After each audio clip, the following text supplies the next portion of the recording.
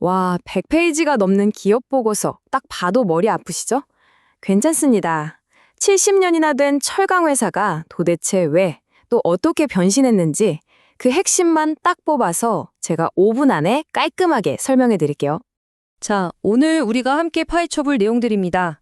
세아베스틀 지주가 대체 어떤 회사인지부터 시작해서 지주회사가 뭔지, 돈은 잘 버는지, 그리고 어떤 위험이 있는지까지 한번 쭉 훑어보겠습니다.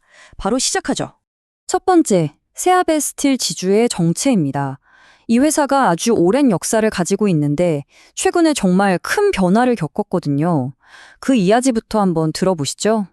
연역을 한번 보세요. 1955년에 처음 문을 열어서 꾸준히 성장해 왔죠. 그런데 여기서 진짜 주목해야 할 부분은 바로 2022년입니다. 바로 이때 회사를 나누고 이름까지 바꾸면서 완전히 다른 성격의 회사, 그러니까 직접 물건을 만들던 제조회사에서 지주회사로 변신을 한 겁니다. 이게 아주 중요한 포인트예요. 그럼 여기서 딱 궁금증이 생기죠. 아니, 그래서 지주회사가 대체 뭔데 하고요. 이 회사의 새로운 정체성을 이해하려면 이 개념부터 확실히 잡고 가야 합니다. 보고서에는 좀 어렵게 쓰여 있는데요. 이걸 아주 쉽게 비유해 볼게요. 순수 지주회사는요, 직접 공장을 돌려서 물건을 만드는 회사가 아니에요. 대신 여러 자녀 회사들을 거느리면서 그룹 전체를 관리하고 지원하는 부모 회사 같은 존재라고 생각하시면 됩니다. 그럼 돈은 어디서 버냐고요? 바로 그 자녀 회사들이 벌어다주는 배당금, 일종의 용돈 같은 거죠. 그리고 바로 이 조직도를 보시는 그 구조가 한눈에 들어옵니다. 맨 위에 대표이사가 있고 그 아래에 전략기획실, 경영지원실 같은 부서들이 있잖아요. 이 부서들이 하는 일이 바로 아래에 있는 여러 자회사들을 체계적으로 지원하고 관리하는 겁니다. 말 그대로 그룹 전체의 컨트롤 타워 역할을 하는 거죠. 자, 그럼 이제 이 그룹의 심장, 진짜 엔진은 어디에 있는지 한번 들여다볼까요? 실제로 돈을 벌어오는 핵심 자회사들은 과연 어떤 곳들인지 살펴보겠습니다. 핵심 자회사는 크게 이 세 곳입니다. 세아베스틸이랑 세아창원특수강은 자동차나 굴착기 같은 건설 중장비에 들어가는 아주 특별한 강철, 바로 특수강을 만들고요. 세아항공방산소재는 이름에서 느낌이 오시죠? 항공기나 방위산업에 쓰이는 특수 금속 소재를 만듭니다. 정말 우리나라 핵심 산업의 뼈대를 만드는 중요한 회사들이라고 할 수 있죠. 자, 이제 회사 구조는 대충 파악이 됐으니까 가장 최근 보고서를 가지고 간단하게 재무 건강검진 한번 해보겠습니다. 과연 이 회사의 재무 상태 튼튼할까요? 제일 먼저 부채 비율부터 볼게요. 2025년 반기 기준으로 102.13%입니다.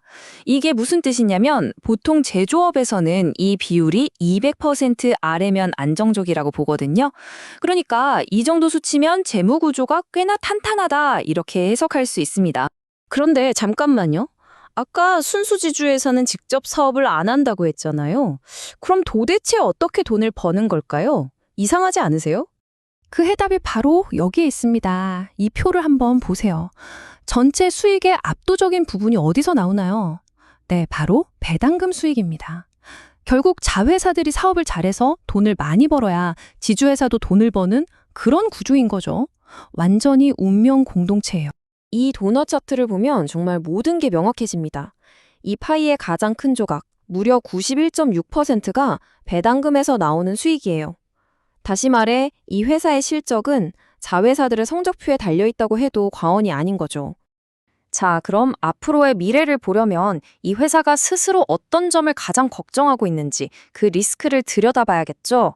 보고서에는 어떤 위험들이 언급되어 있을까요? 역시나 회사가 가장 크게 보는 위험들은 수익 구조와 아주 밀접하게 연결되어 있습니다. 첫째, 자회사들 실적이 안 좋아지면 지주회사 수익도 바로 타격을 입는다는 점. 둘째, 자회사들이 몸담고 있는 특수강 산업 자체가 경기를 많이 탄다는 점. 그리고 마지막으로 지주회사로서 지켜야 할 여러 가지 법적인 규제들이 있다는 점입니다. 그렇다면 이 모든 변화를 감수하면서까지 지주회사로 전환한 궁극적인 목표는 뭘까요? 보고서에 있는 바로 이 한 문장이 모든 걸 말해줍니다. 결국 각 사업 분야가 더 빠르고 전문적으로 판단하고 움직이게 해서 그룹 전체의 효율과 경쟁력을 최고로 끌어올리겠다. 이게 바로 이번 변신의 핵심 이유였던 겁니다. 자, 이렇게 모든 거를 살펴보고 나니 마지막으로 이런 질문이 남네요. 70년이나 된 철강 기업이 내린 이 중대한 결단, 즉 지주사로의 전환. 과연 이 선택이 세아베스틸 지주의 미래에 어떤 나비 효과를 불러일으킬까요? 오늘 내용이 유익했다면 좋아요와 구독, 알림 설정까지 꼭 부탁드립니다. 다음에도 더 흥미로운 내용으로 찾아뵙겠습니다. 꼭 시청해주세요.